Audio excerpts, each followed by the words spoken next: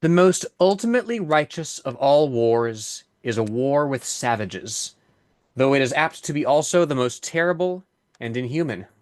The rude, fierce settler who drives the savage from the land lays all civilized mankind under a debt to him. Folks, if you're wondering who that quote's from, no, It's it's from it's Lenore Taylor Olson. That's right. yes. We are entering my fascist era. This is going to be a spirited debate podcast from now on, from opposite sides of the political spectrum. Yeah. No. No, this is a quote from not Hitler, not Mussolini, not any sort of fascist as you know it. It's from fucking Teddy Roosevelt. Hmm. And in today's book, um, Our most epic bacon president. yeah, he's pretty much present for life on that trajectory, and that's supposed to be a good thing, according to the world that we're reading about. Socialist shelf. Read good books and organize yourself. Socialist shelf. Read good books and organize yourself.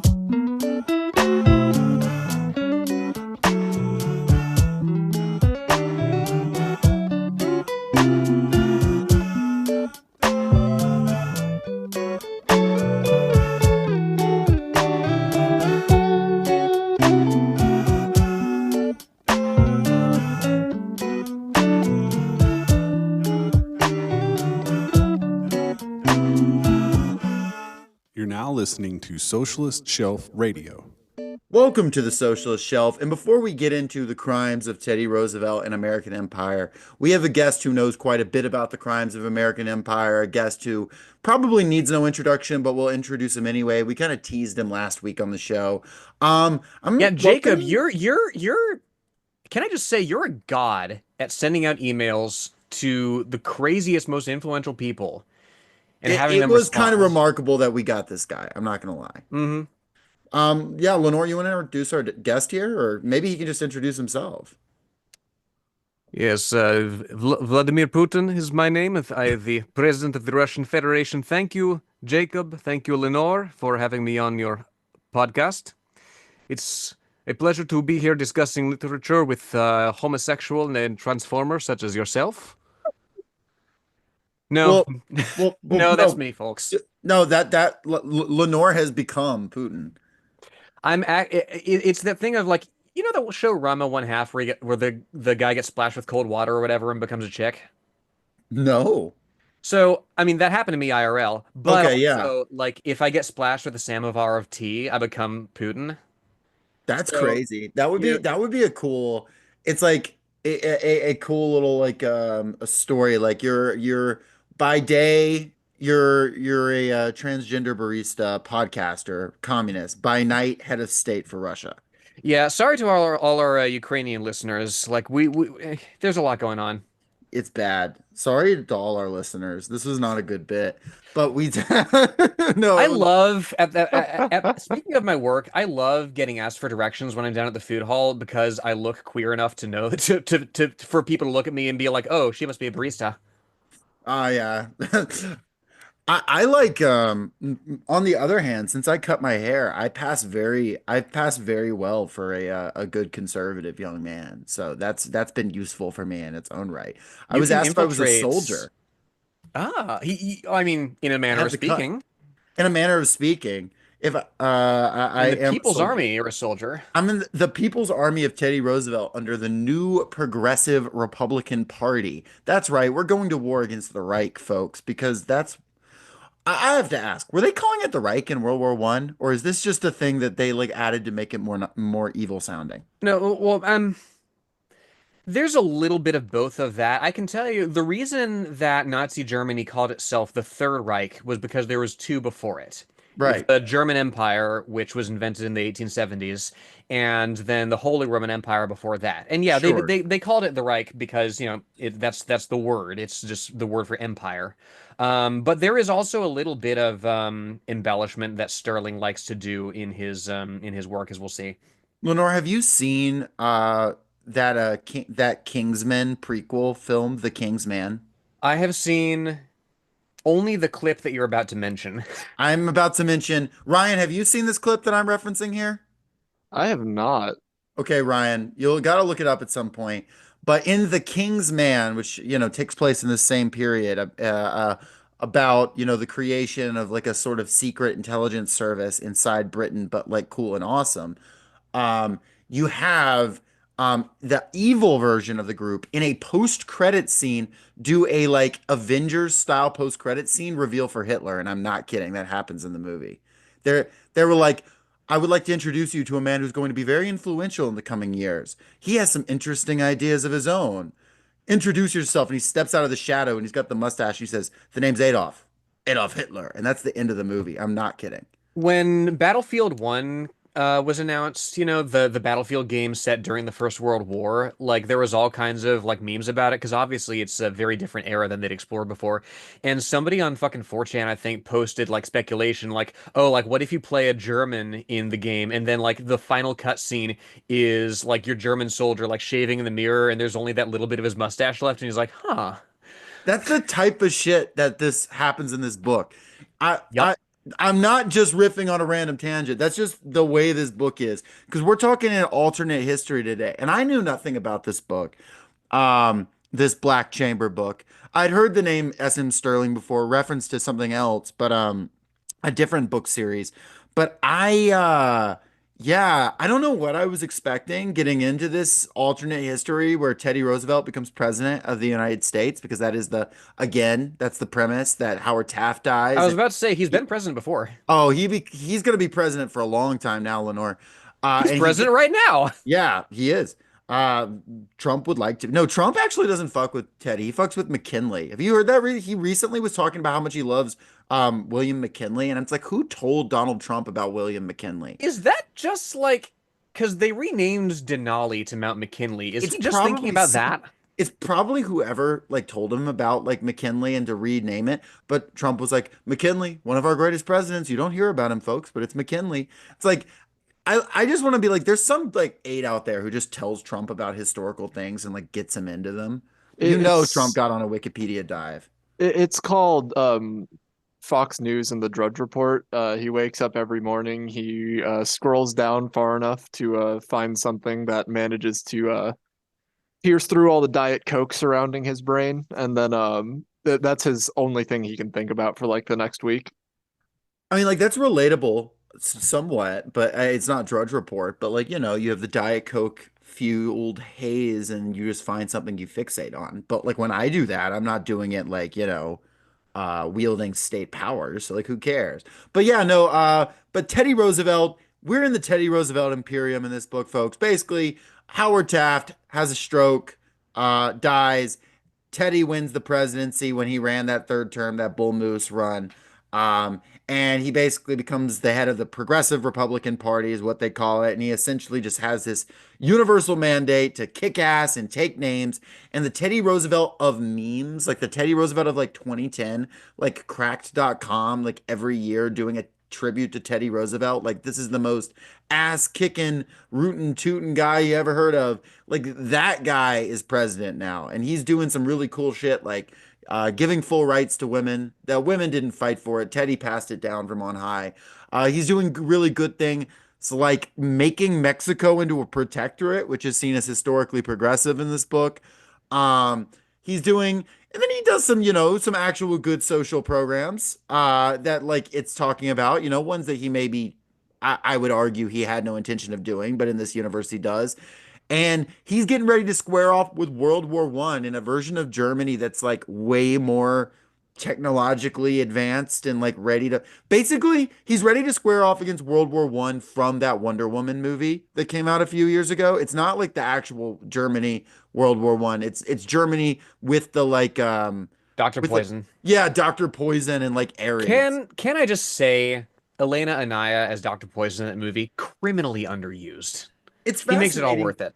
Those like villains in that movie, like her and then the guy that breathes in the gas, are like very fun villains from a very different type of movie. Yeah. Like them being there is very strange, but I do enjoy every bit of them. I love the little he like cracks open the little capsule and he's like breathing that shit in, you know, could have done without Gal Gadot, but like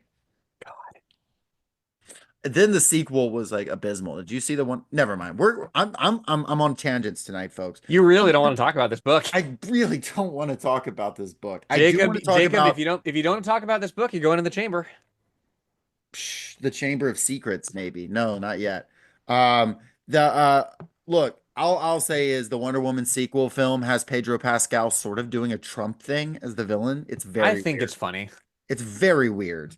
Uh, um, Anyway, but we can talk about the actual guy here. Lenore, what's your history with Black Chamber? What made you interested in it? Why are we talking about it? And who is this Sterling fellow? Because Yes, I think from my perception of him, knowing nothing about him as a man, just knowing about this text, I'm thinking he's not rather sterling at all. His reputation in my mind is far from it. I'm frustrated. Listeners, I finished this book 15 minutes ago. We delayed recording this episode like because of me. I did not have a good time with this book. well, and let me be clear. Let me be clear. This was not a bait and switch. This was not a deliberate bait and switch on my part, because this is the second time that I've read this book, and I liked it less than I remember liking it. So, not to the visceral degree that you did, but, Sometimes things just strike you a weird way. Who yeah, and I'm not, very intrigued to unpack that. But yes, so, dilettante that I am, I grew up surrounded by S.M. Stirling books in my home. My father loves this author. Mostly the Emberverse series, which we'll get into. But the Black Chamber series, the first three books of it, because there's going to be more coming. Those are there's the more? Oh yeah. God damn it. Oh yeah, there's Theater Spy, Shadows of Annihilation, Daggers in Darkness, I hope um, all the shadows get annihilated. and then Warlord of the Steppes, which is the fifth one. That's been delayed. It's Warlord of the, funny. I'm sure So that one won't be problematic at all. it's neither his first venture into like neo like Mongolian like horde shit, nor is it like if you go to his website, it's been delayed indefinitely, so there's actually a placeholder date that it's slated to come out on January 1st, 2099. So look forward to that edition of the Socialist Shelf when It's like we're cyberpunk socialist shelf. We're being live streamed into your bedroom. You can like put in chat GPT style prompts to like change the bits. I'm I 106 hear and I they still look exactly like the way I do now. I hear they got Genghis Khan to or I hear they got John Wayne to do the voice of Genghis Khan in the audiobook. That would be great. They got Mm. yeah, Well, the audiobook for this 2099. They're bringing back and they're not using AI at this point like just as a voice modulator. They are recreating your memories and your body and whatnot, like basically recreating your soul to have you act out I've actually sort of a gotten cyber slave. I know a guy who knows a guy, like a family friend kind of thing, and I've gotten a sneak peek of this technology, and I actually was able to, through the magic of AI, like reconstruction and whatnot, participate in a writing contest against various historical figures, and I just Mm, managed to beat out Genghis Khan because my pros outweighed the cons. God damn it. You should try I, it. I don't have a good comeback for that, but Hey, I tell you what, you can absolutely wipe the fucking floor with William McKinley. that's probably true. That happened to him. Our, William McKinley didn't have a good time. Didn't he get assassinated? By the anarchist Yeah, he Leon got killed by an Czolgosz. anarchist in Buffalo, didn't he? Uh-huh. There's a bar. I think there's a bar in Buffalo, like where he died or something like that. I remember hearing, or maybe across the street from where he died. We got That to like record from there sometime. Stephen Michael Stirling, born September 30th, 1953 in Metz, France. Now, he's got a personal beat the connection. Mets. Indeed. Shout out to all the Mets fans. Beat the Now, he's got a Mets. personal connection to the First World War here. His grandfather actually was gassed on the Western Front at the Battle of Passchendaele, which is how he met Stirling's grandmother. She was a nurse. Perhaps He was didn't die. He presumably. no, he didn't die, So thankfully. yeah, he was in the same like boat as Tolkien, where he just breathed in a little bit of it, but that's like enough to do some real serious damage. Do you think they met? What army was he in? The English. Oh, he was in the English army. More Honestly, in the ward for people recovering from breathing in the shit, it's like not impossible, but Non-zero chance. probably not. Now, Stirling himself is the son of an officer in the Royal Canadian Air Force. So throughout his Mm. childhood, he lives the military brat life, right? He moves from Europe back to Canada. There's a brief period in Kenya. And travel, living all over, gives him what he calls a visceral sense in interviews of human variability, which I think he does his very best to impart in this prose. Sure. As of 2003, he's an American citizen. He is now based in New Mexico, so up there with George R. R. Martin. He started reading at a very, very young age. He started writing fan fiction, he says, from age 5, pretending to be in stories that he liked. He says there was a period of about a week at that age where he insisted everybody call him Ming the Merciless, the bad guy from Flash Gordon. Mm. You know, Okay. you know, I will keep be calling him that for the rest of this episode. Ming the Merciless. Stephen Ming Stirling. He describes himself now as an Shitty meme. as an omnivorous reader. We're not going to be doing the JD Vance bit with SM Sterling. No. No, no, he's not bad enough for that. But No, but with a certain other author we might. Um, yeah, George Rorge Martin Martin. No. Particular literary influences include Edgar Rice Burroughs, Mary Renault, Poul Anderson. Poul Anderson actually would later be a pen pal of his for about 20 years. Huh. And he says that these are the people who really taught him to get inside human yet alien heads, right? Which he identifies as a key thread in any speculative science fiction, alternate history sort of milieu. The point where he realized he could write and that it wasn't just a hobby for him was in high school. Hmm. He says he had a writing class that was him and 3 other students. And in the first session, the teacher hands them each some big notebooks. And he says, okay, this year, you're writing a book. We'll check in weekly. Hit me up anytime if you need guidance. Fascinating assignment. What do Yeah, you write? no, it did not end up seeing the light of day.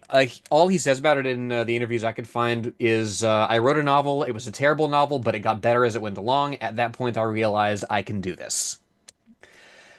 Which is, I mean, it's fascinating to me. Like so much of getting into writing is developing, not just inspiration, but habit, right? And not only habit, but getting out of your own way and realizing, oh, like if I just sit down and do this one page at a time. Stephen King writes extensively about this in all writing. Hmm. Stephen King also had other things helping him with writing that he doesn't talk about in non-writing, but we all know what was happening in those first couple decades. That's true. You ever seen the interview where George R. R. Martin asked Stephen King how he writes so fast? I've seen one interview. I don't know if it's the same one where they're both together on the stage or whatever. It's amusing. He's like, "How do you write so fast?" Like, especially your earlier work, and Stephen King like has to dodge the question a little bit. George, Uh, please don't touch the stuff. We don't need any risks. just imagine that. No, no, I'm not imagining. So at first he doesn't do this, right? He Mm. gets a BA in history and then a law degree to appease his parents. He works as a legal assistant for a while. I actually attended one of his readings at DragonCon a few years back. He tells Oh a yeah. really entertaining story of the lawyer that he worked for being carried out of the office by paramedics, screaming that he's covered in insects. Um, Just had like a mental breakdown. Something like some drug related thing. Yeah, I believe that's where that job ended. I couldn't find more on this period. It's really Gotcha. not an uncommon occurrence in many law firms. I have stories from my partner who's a paralegal. Um, Well, it was pretty easy to like mistake lawyers for insects. So, Heyo. am there I right, is folks? there Chris is there is Moran, one interview where he says he worked as a bouncer for 2 days and he quit because people kept throwing up on him.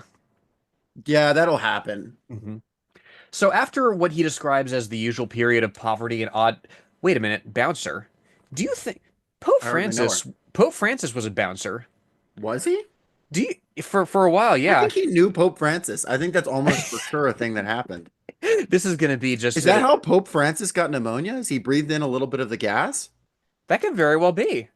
We're putting together a Stephen M. Sterling Cinematic cinematic universe. universe, yeah, where he's met everybody. Cinematic Sterling. I don't know. Um, uh, to be clear, listeners, at the time of recording, Pope Francis is currently hospitalized for pneumonia. Unclear where that one's going. This joke may age poorly. But Well, still, yeah, it'll be all better when Ryan gets elected Pope. I have a feeling he's gonna go to heaven, so like it'll be fine. No, Ryan 100% is going to heaven. I don't Yeah. know about the Pope. So after what he describes as the usual period of poverty and odd jobs, Stirling publishes his first book, Snow Brother, in 1985, the first in his Fifth Millennium series. Now his joke is that after decades of hard work, I was an overnight success. It was his first professional sale, and he almost missed it because his editor called him and said, "Look, I want to buy this book, but the ending is too ambiguous." Sterling hadn't sent him the last page. Oh yeah.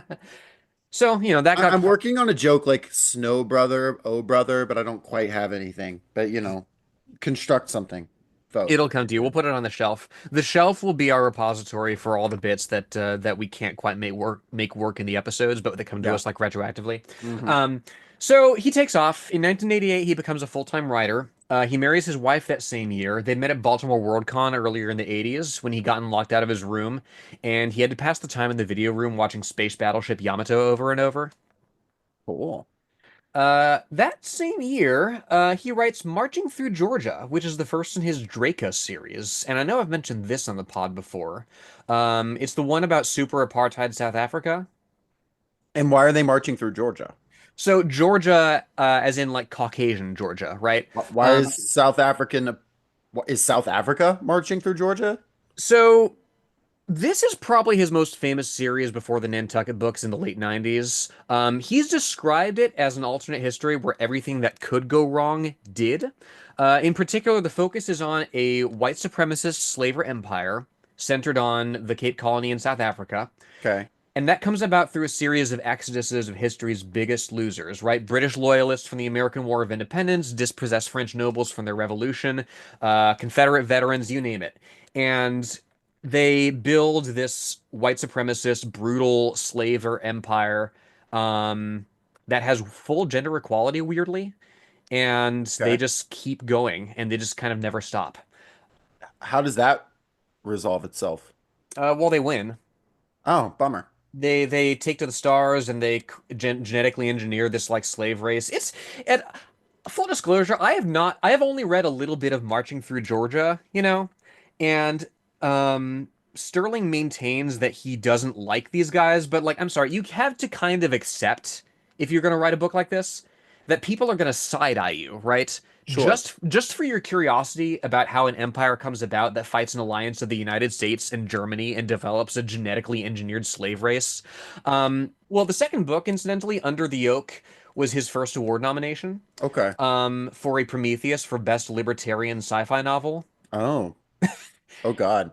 Yeah. Horrifying. Now See, he my question about that is it's kind of like one of those things where it's like there's a number of it's more on the science fiction end where you have some piece of work that's not necessarily like pro-fascist or anything, but it does depict an extremely successful fascist society, like a wildly successful one, or wildly like to an extent that I mean, like obviously Nazi Germany had significant successes in some of its really horrifying tasks, but these things do collapse under their own contradictions. So sometimes like you'll see that in sci-fi, especially like Taking to the Stars or whatever. And again, I know people don't write stuff to be completely politically coherent, but you can understand that there are going to be a type of guy, a type of like fascist or whatever that latches onto this and is like, see, this is the dream or whatever. This is cool.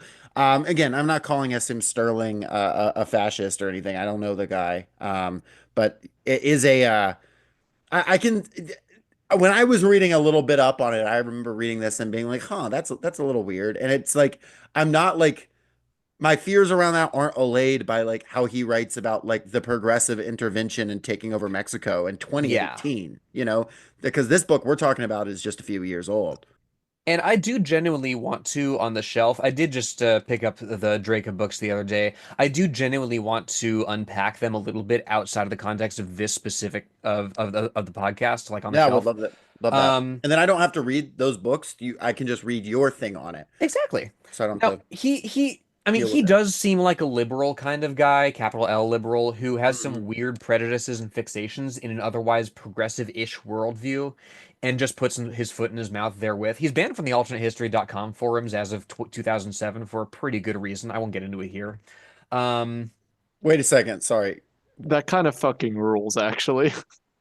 That Well, that that's I got it. You might have to cut this, Ryan, but why is he banned from it? I How guess not. bad do you have to be to get Because banned from that's the alt those history forums are forum? fucking degenerate. Islamophobia.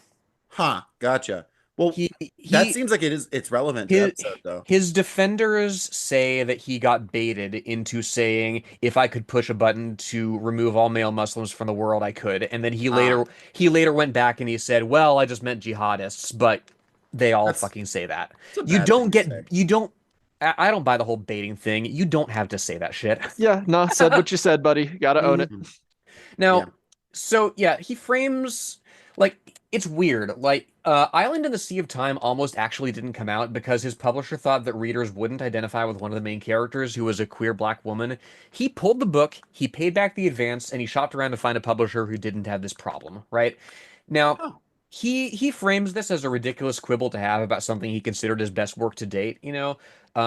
To me, he seems progressive, but in kind of a parochial sense, you know. Like it just didn't occur to him that this would be a problem.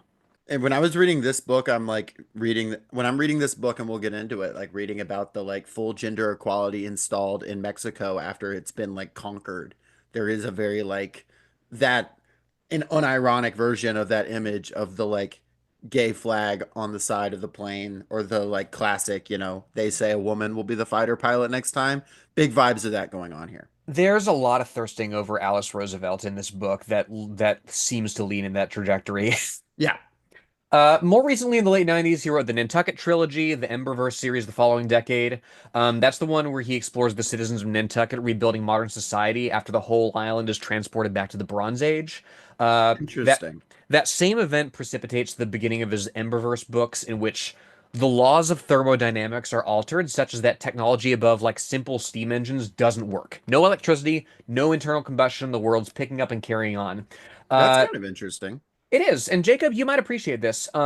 One of the factions that appears in the midst of all this calls themselves the Dunedain Rangers. They're like Ooh, feudal kind of special forces, like espionage group that their members all have to speak Elvish.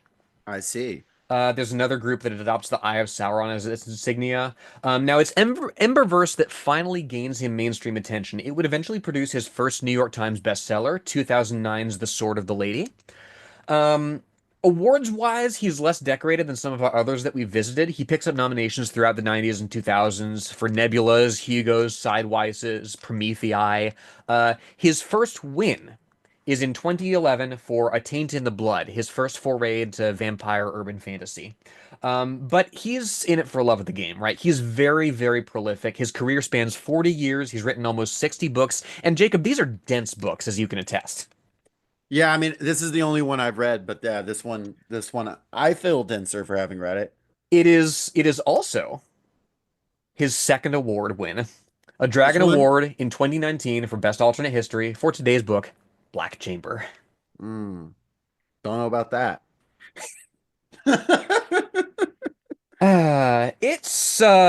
When It's a did you doozy, read this one for the folks. first time, Lenore? Like when it came out, or It would have been pre-COVID. okay, so pretty. Yeah, This came out what, 2018? yeah, 2018. So like I think the following year was when I picked it up and read it because it was DragonCon 2017 where he read the not the first chapter. No, it was the first chapter and then the second chapter where we meet our protagonist in the airship station. Okay, So the following year I picked it up and that's where we are now. gotcha. So I'm curious, because obviously you know this guy's career and stuff, and is obviously like an interesting author worth talking about, despite like my frustrations with this book. What about this book specifically stood out to you as like the book that we should discuss on the show versus, one of his other books, like the Ember books, or Nantucket, or any of the other? Why this one? If you were listening and you wonder what it would have been like had Bernie Sanders won the election in 2016 or 2020, if he'd even been nominated. Um, I feel like it's somewhere along these lines, right? Obviously, I'm not Mm, saying that Bernie Sanders would have declared war on Mexico, but it is in this book that you see a little bit of the social imperialism, and that is more or less what he defends, right? We we as in the American population in the 1916 of this book reap a much greater benefit, a much greater piece of the pie of all the imperialism of all the conquest, of all the economic hegemony that we're building. Um, and that's where, that's where Bernie Sanders broke with Michael Parenti, re-Yugoslavia, right? It's a fundamentally permissive attitude at the very least toward American empire and toward the space that this country would eventually occupy. And that's what caught my eye. That makes sense because that is an interesting bit. And I'll also say like there's some of that discussion there's some of that discussion in does your copy of this book have the at the end a reader's guide for Black Chamber? It certainly does. Yeah, there's a little bit of that discussion in there as well, which I found interesting that's in there. But let me read a little bit of this to you here. So I'm just going to read how this thing starts. Prologue. Sangamore Hill, Long Island, New York, May 25th, 1912 to 1912 B. Point of departure, +4 hours. There was a great, sorry, there was a rising murmur of voices in the entranceway of Sagamore Hill's great north room. Theodore Roosevelt and his advisors ignored it. Your tours really fired up the party supporters, Colonel Roosevelt, Lucius Swift said. As far as the ordinary members are concerned, the party's ours. We took Ohio by nearly 50,000 votes. Taft's home state. It's the Progressive Republican Party now, in all but name. Bully, Roosevelt said sincerely. He'd broken with tradition and whistle stopped the country as a candidate for the nomination, and he intended to do much more along those lines. Tradition was good, but you couldn't let it become a set of shackles, turning a young, vigorous country into a bunch of prissy lawyers, like his ex-friend and the current president, William Howard Taft. The north room of his country estate, lined with books and maps and hunting trophies, he was very proud of the elephant tusk framing the entrance, and the rhino horn showed what he was and how he led. From the front, as he'd led the Rough Riders up San Juan Hill with 7 millimeter bullets of the Spanish Mausers, making the ripping silk sound as they punched past his ears. And then a telegraph comes in alerting him that Howard Taft has died. And so, and then you have Roosevelt standing there and it says, he gets that news and he says, or he thinks, he didn't believe in divine intervention of that type himself, but he did believe in destiny for men and nations. He could feel his stirring now, and with it America's, like boulders shifting at the tipping point of an all-conquering avalanche. And all because of one blocked artery in a fat man's heart, a tiny thing moving mountains. He went on thoughtfully, but with a growing feeling of exhilarating certainty. And, he has this whole money where he's yelling and he's saying, we can set this great country to rights and give it a government worthy of it. A wolfish growl ran around the table, hungry and determined. The Rough Riders had followed him up San Juan Hill, and now the Republican Party, no, the Progressive Republican Party, will change the name to let the people know a new broom is sweeping clean, would follow him to Washington, and might God have pity on those who got in his way, for he didn't intend to do much along those lines himself. And so, like, by the end of this chapter, like this prologue, I'm just making the biggest J-O motion I've ever made in my entire. I'm just very frustrated. Like by the end of this, I don't know. I was But I already mean, in a very sour mood. I'm not well, gonna. yes. First off, right, just replace Teddy Roosevelt with Bernie Sanders in this, right? Imagine, it's the Yeah, ultimate imagine Bernie Sanders charging up San Juan Hill. Exactly. No. I'm trying to come up with the Bernie Sanders The bit for Spaniards, they keep. 1% of Spaniards own 90% of all the colonies that we are to own. That's unconscionable. Yeah. No, so like Smedley, no, you are going to the Philippines. I don't want to hear it. war may be a racket, but my backhand is second to none. But yeah, like it's the fantasy of a politician that's in your corner, right? And using all the levers of state and all it's the idea of a president acting in the vein of a Lyndon Baines Johnson, right? Actively intimidating people, throwing his weight around, in the sort of way that if you were a ride or die Bernie person and remained so for several years, like you can imagine somebody using the executive power of the president, which is more or less unchecked except by gentlemen's agreements to do good things, right? And that's what this fantasy is, twinned with Stirling leaning fully into the myth of Teddy Roosevelt, right? I mean, we skipped over this, but the next page he has Roosevelt recalling a bar fight in the Dakota Territory, which he won. He's making out Roosevelt to be very cool.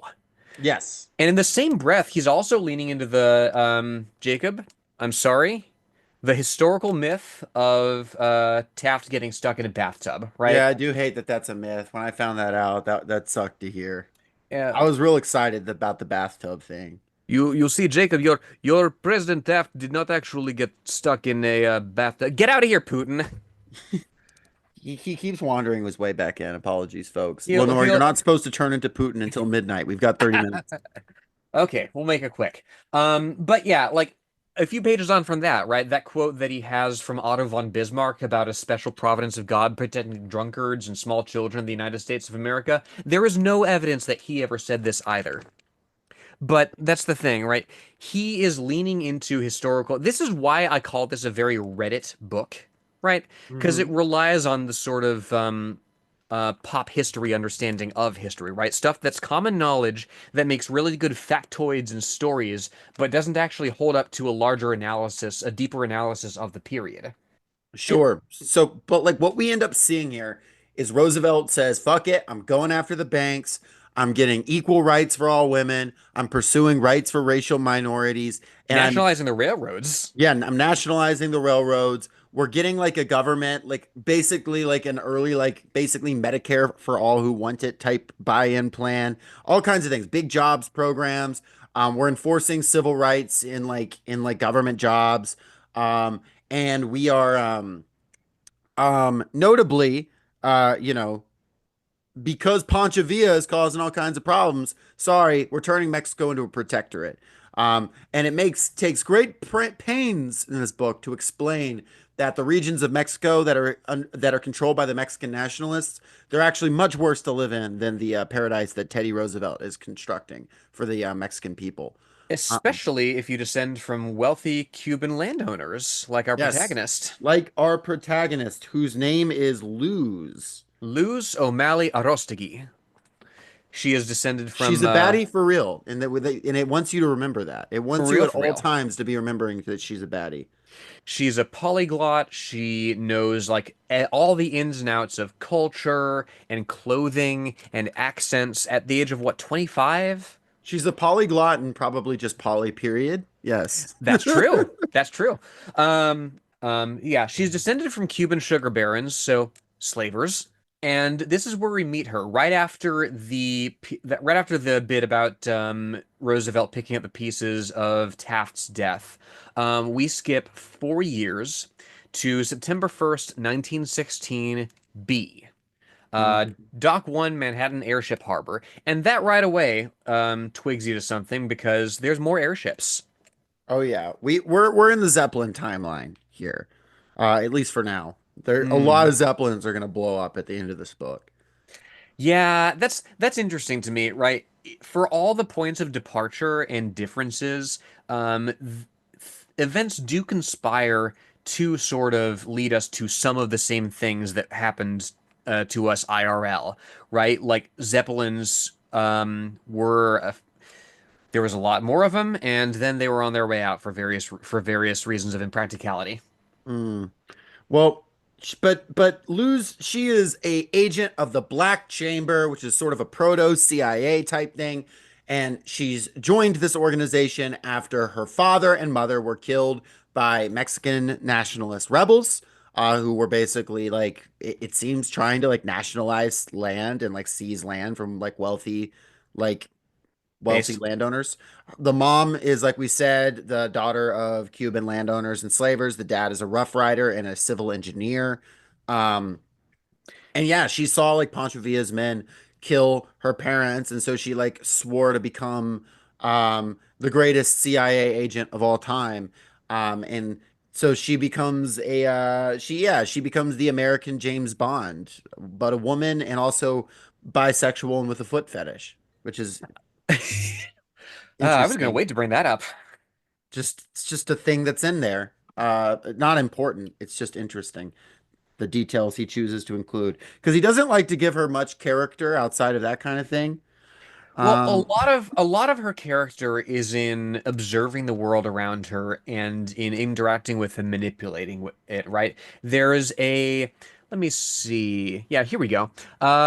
Her clothes were modish, but a little more conservative than the bobbed hair. A dark maroon tailleur outfit of jacket and lower calf-length skirt of light worsted, suited to the humid heat of New York summer, with a cream silk shirtwaist and a few small pieces of day jewelry in the popular Southwestern style. She'd picked those up in Santa Fe while debriefing from her last mission in a Black Chamber safe house. do you not see why this prose is exhausting? Being obviously a bit of dashing new woman of the era of the new nationalism was one thing, but she didn't want to stand out as a full-scale flapper with a cigarette in an ivory holder and a whiskey flask tucked into her garter. That would be bad tradecraft, both because it would attract attention and because it would be another layer of pretense she'd have to keep track of. It was much easier to disguise who you were than what you were. Like most of her generation and class, Luce regarded the old Victorian conventions of Mrs. Grundy and her ilk with a degree of amused contempt and enjoyed herself without qualms, but she wasn't basically a frivolous person. Thank God the corset is dead, though, she thought. My luck. Jacob over I here wish dying in she the was call. dead though. Yeah, this is there is very much of a obviously different class of writing, but a hi, my name is Ebony Darkness Dementia Raven way about this, right?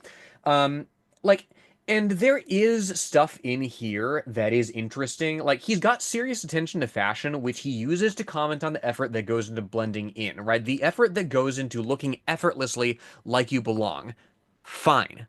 But he does this again and again and again. Not to mention, he does that irksome thing where he leans a little bit too hard into pop history. Thank God the corset is dead.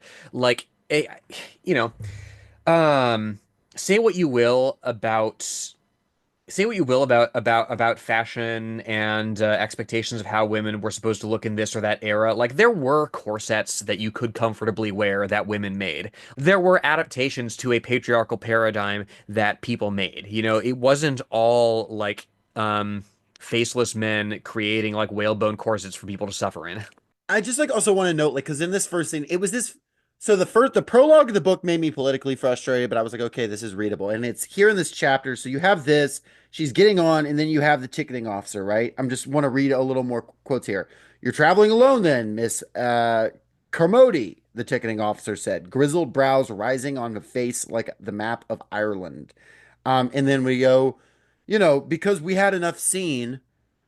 She nodded casually. Even in these enlightened modern days, and when the years of war and Roosevelt's equal rights amendments had changed many things, it was just a little risque for an obviously well-born young woman not to even have a maid with her. Her mother's stiff family, those stiff-necked, birth-proud Cuban hacienda sugar barons, would have fainted in shop. Then they'd cut off her mother as if she were dead for eloping with the dashing young engineer Patrick O'Malley almost a quarter century ago. And she'd been raised very differently from the gloom and almost oriental seclusion her mother had endured. Mima had endured. It keeps on going, and then it has one sentence where she says, it has 1 second where she goes, oh yeah, well, the Black Chamber doesn't have enough agents to pay my maid. And then, if you'll stand here on the scale with your things, miss, we need to have an exact weight. Your cabin baggage is a little over the maximum. And then she paid the stiff extra charge without a qualm. It fit her persona as an arrogant rich. I was just exhausted by the end of this first chapter. And then it's just like getting into like talking about her background, and you do have the right here. She'd chosen the Black Chamber instead because she wanted it. First for revenge, and then because dot dot dot. Well, it would have been very dull to have nothing important to do, even in Santa Barbara, where you can spend a month ambling around without noticing whether it's Friday yet. And I had to show Uncle Teddy he was right to trust me, and not let the other women in the chamber down either. Peace someday, but not today. So that's kind of our character's motivation, is that like she doesn't really know what to do with her life, which, that can be something. She had this like sort of revenge thing for the people of Mexico that doesn't really exist anymore, and now she's like kind of on a mission. I don't feel super. There are characters in this that I find to be more convincing than her. For her like internal motivations aren't really super clear to me exactly what she's trying to accomplish. I think it leans a lot too much into her being a character who observes other things, um, Yes. and also into her character just being kind of that she's a cool spy, which can be a thing in a novel that's not like this, but this novel takes itself very seriously in the amount of like detail and history that goes into it. Not that it's all accurate history, but like the level of like every single thing being broken down and this world being incredibly fleshed out. It feels like having a character in this that feels just kind of like a James Bond from a bad James Bond movie, but a woman, is quite boring to me. Well, she, because I don't dig it. she occupies, and neither do I. But she occupies this class position, right, that enables her to be a polyglot and a Renaissance woman, and affords her this education and erudition that effectively lets Stirling talk about history as Stirling, right? Yes. And not in the voice of somebody who doesn't have the whole picture, right? Whose knowledge is not as close as they can possibly get to you and I with the sort of access to this research and correlation of all the contents of their past setting, right? This is not somebody navigating much more powerful historical forces and perhaps rising from obscurity to become one. This is somebody with every advantage in life who falls into an admittedly precarious situation and who returns to even greater heights of advantage, right? It's also just hard for me to stress enough that the whole first chapter is one sentence and then more just like paragraphs of just like background and summary and her looking at one thing and telling you about like three other things. Like on Hmm. the next page, it manages to get in like millions of women voting in the election for a woman senator. And it just, That was the other thing that was like Jeanette Rankin wasn't available, like because she was in Congress by around this time. She was famously the only person in Congress to vote against entering both world wars. yeah, well, she wasn't ranking in this book, ranking on the list of, I don't know. Hey, Um, yeah, so but her mission is basically we know there's a German plot. We know there's a German spy on this dirigible, on this Zeppelin. She got to go on there, figure out who it is, convince him that she's actually an Irish nationalist who wants to work with the Germans. Um, and an Irish nationalist and a Mexican nationalist, like someone of sort of split heritage, which is an actual operative that they captured and tortured, um, and basically like figure out what the Germans are plotting to get ready for the entry, America's entry to World War One, and like grease the wheels for it. Am I describing this properly? I don't yes. remember how the United States knows that there's a German plot, just that they are like aware that something exists. Well, I mean, for one thing, the Germans were, I mean, the book goes on and on about how the Germans are really bad spies, and this I can believe because, I mean, the the inciting incidents that brought the United States eventually into the war are just the most naked and brazen shit you can possibly imagine. Like, have you heard of the Zimmerman telegram? Yeah. Yep. How Germany listeners tried to bait Mexico into going to war with their for their lost territory. Um, and when the telegram was intercepted, Arthur Zimmerman, the German foreign minister, refused to deny that he'd written it. Yeah. Classic Zimmerman L there. Shouldn't have done that. Hmm. Um, but yeah, he just in this timeline, of course, that would be at an even higher stakes because you have American troops occupying. I mean, American troops are occupying Mexico in this time, the territory that was seized from Mexico. But you know, Mexico proper, in this They timeline, they there get more is a into that in book protectorate. three, yeah. Yeah, there is like an entire protectorate happening here. Um, that like we're led to believe from Luz's perspective is relatively popular and prosperous, but still obviously that comes with a certain level of political instability. Well, and that's the thing, right? It's I kept expecting because I've read all three books in this original Black Chamber trilogy, and I kept expecting the other shoe to drop, right? I kept expecting it to contend with the effects of a more imperialist, more robust United States on the world stage than even in our timeline, and it doesn't, Does it right? not in another book? Because I was kind of thinking in this book it might, and then I got to the end and I was like, oh no, but then like it is a trilogy, but I I didn't think so by have the time I got to the end of this. Like it I can at have times. Daggers and Darkness lying around, which takes place 5 years after the trilogy, Okay. so maybe. At times in this book, it can do things and be like, yeah, war is hell, and sometimes spies got to do fucked up stuff, and sometimes nations do bad things. But it doesn't really do that on like a scale of like this is an imperialist project and whatever. It never gets there. There is no That's conception of like even America's entry into World War One in this is entirely framed in just, I mean, like there is a bit of a framing of it in like power conflict, but it's very like moral and it's very like actually buying into the whole Lusitania thing and shit like that. No, Whereas 100%. in actual history, that I mean, the actual history is like the Germany's rise was threatening the burgeoning U.S. empire. It was threatening this transatlantic capitalist class because Britain owed the United States a shit ton of money. Like that was like one of the primary things. If you like, if you just like read about it, like that was the main thing. And then like, yeah,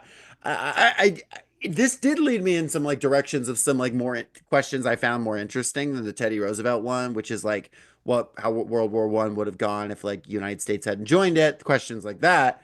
But I don't know. But I It's understand this is also going from like a popular history perspective, and the popular history perspective yeah. is that the United States joined the war for these reasons. And Sterling could, you know, potentially cover his ass by saying, okay, well, maybe they didn't in real life, but Teddy Roosevelt would have been incensed over these things. And like, you know, maybe he would And have. that's what he's interested in ultimately, which I find frustrating too, right? It's about, okay, so what would this person that we know did this historically do in this situation, right? There's very little of this really crystallizes it for me. In the from the prologue, when he's thinking about what he's going to do with the third term, Roosevelt had been outspoken enough about the need to do something about Mexico's gathering chaos that some wild-eyed fanatic might have traveled north to slay the Gringo Devil. And that's the thing. Like we don't get the perspective of these wild-eyed fanatics, quote unquote, right? You know, the best that we get outside of the perspective of these CIA people is, you know, a brief dalliance into fucking Imperial Germany, Yeah. right? We do have in the Reader's Guide a pretty astute question. While Theodore Roosevelt isn't a major character in the book, the differences in his career from those in our history are very important to all the major characters. Oh, How Roosevelt does also this talks about corporations and trusts as malefactors of great wealth, which is rich coming from a fucking Roosevelt. Sorry, go on. Yeah. Yeah, and it says, how does his returning to the presidency in 1912 affect their lives? Where would they be without him? And it is funny that that's like the first Where question would on they here. be without him? Where Jesus. would they be without him? Well, where they'd be without him is what actually happened, right? That's kind of confusing. Kind of a confusing. I'm looking through these different questions at the end. Um, Question four is wild. In the black chamber world, blacks in America would probably get the vote restored to them much earlier, in the 1910s rather than the 1950s and 60s, not because of a civil rights movement, but because the quasi-authoritarian Progressive Republican Party imposes it on the South for its own reasons. Likewise, there is an equal rights amendment for women in 1913 that is closely identified with the party's takeover of the US. What are the positive and negative implications of these events, right? So you have things like this kind of mindset. So like if there's any kind of question, right, over the author's intent here, you know, because you know the comeback could be, well, you're in the brain of Luz. Luz is a character with corrupt. This is the author very much being like talking this way, and it is interesting, right? Not because of a mass movement, right? Not because of a civil rights movement, because of the Progressive Republican Party. He's not Um, interested in the civil rights movement. yeah, it's very interesting. I mean, Hmm. I would also just remind people Teddy Roosevelt was president. He was president, yes, you know, and did a He lot didn't of do like that. not great things. Like our Korean listeners, of course, will know him as like the gravedigger of their country. Yeah. He also, you know, yeah, didn't do these things. But it's just like an interesting, like the mindset, the sort of like conception of like it says Theodore Roosevelt isn't a major character in the book at the beginning, but like he 100% is because like he is looming over everything as like this guy who Yes, is making yes. history move. Like great man of history theory on steroids is running this book. And Well, like even our main character Luz has to have like a personal childhood connection to Teddy Roosevelt like to be interesting to the author almost. that just I find that so pathetic. Yeah. Like she played with, and it has like a line like she was like Teddy Roosevelt's the only one who had read that book. But then again, he reads 3 books a day and remembers everything in them. I'm just like, come on. I never want to hear somebody who like unironically thinks that way about Teddy Roosevelt. I never want to hear them say a word when we come back at them saying, "Look, Stalin read 500 pages a day," right? Yeah. I'm gonna start lying and adding more pages every time. Every time I hear this, I'm adding more pages. 600 pages though. Imagine what he could have done with 700, you know, because he read 650 pages a day. it's crazy too that like yeah, no, that they say Lennon could read 20 books at once. He was doing the like Tony Stark Honestly, thing. They're mood. like He just like me floating for real. they're like floating around him and he's like doing the thing with his hands like from fucking Avengers. Yeah. Mm. Just downloading the information. Okay, so we meet a hot German guy who Horst von Dickler. this is the best character in the book. Yeah. Horst is the best character in the book. I fuck with Horst, not his politics. I understand. He's a staunch German monarchist. I don't agree with that. However, one, I could fix him. Jacob's I could fix him character of the week is Horst. I'm gonna put it right out there. He's a hot, super strong. I'm kind of imagining a Dolph Lundgren from Rocky Four, Ivan Drago type Oh, here. yeah. Um, he's He's the type of guy who says, hopefully, when I set off this bomb that kills everybody, God doesn't count that as suicide. And if it does, well, I guess I got to give up heaven for Germany. And I like that's this guy's like how this guy's brain works. His brain works like that and like wanting to have sex. He And has never fucked around a day in his life, and you have to respect that. he's just so intense. Like his moments of character, she loses like, how is this guy still running? And he's just running and running and running and just doing little things like Oh, that. she But loves him. She thirsts over him. I hate the sex in this book. It's so bad. So does Luce. Yeah. You I sent a screenshot of a page to my friend, actually friend of the pod, Rachel, who has been What's that? on. I sent this because there's just a part in it where like he's looking at her and like interested in having sex with her or whatever, and she was like, it's hard to keep a young man's thoughts off that. And then it said, especially after the transcendent experience, which is rolling around naked with my own glorious and exquisitely sensual self. I what? With my own glorious and exquisitely sensual self? Even I've had like fairly vain periods in my life, and even at 25, I didn't think that way.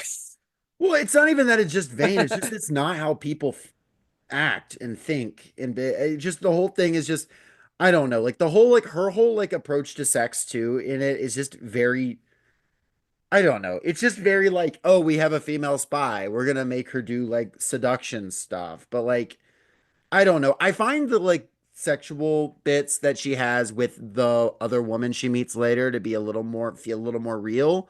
Yeah. Than her like hooking up with him. Not that like hooking up with the enemy can't be something interesting. Well, and that's again, like he takes every opportunity, Sterling does, to depict our protagonist as a woman ahead of her time, Yeah. right?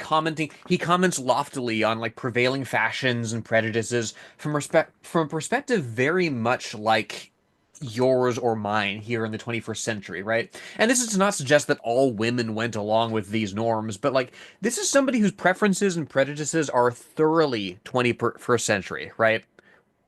With Mm. progressive republicanism as essentially an aesthetic. And there's just a whole dialectic of like adaptation to and evolution within like the paradigm of the 1910s that he kind of ignores in favor of a thoroughly modern like choice feminism.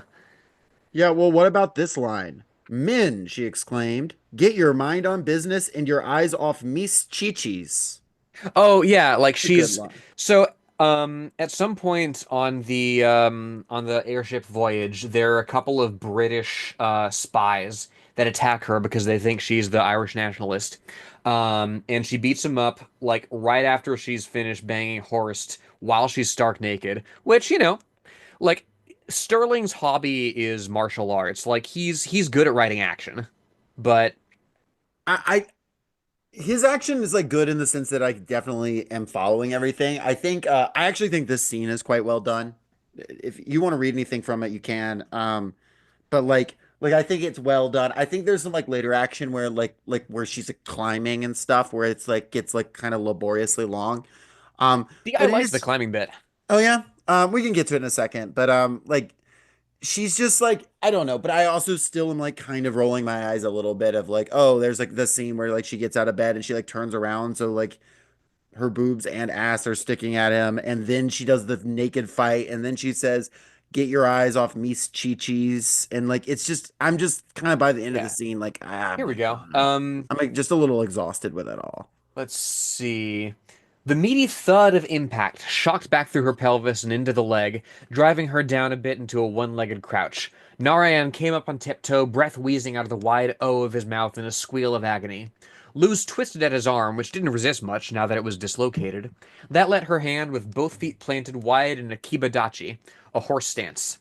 Her right fist touched her left ear, and she twisted her body as she slammed the elbow around into the spot behind his ear.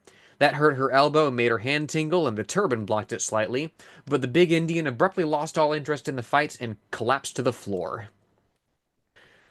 The narrow. It's pretty good. Yeah, It's it's very mechanical, but it gets the job done. I don't have a problem with the fight scenes in this.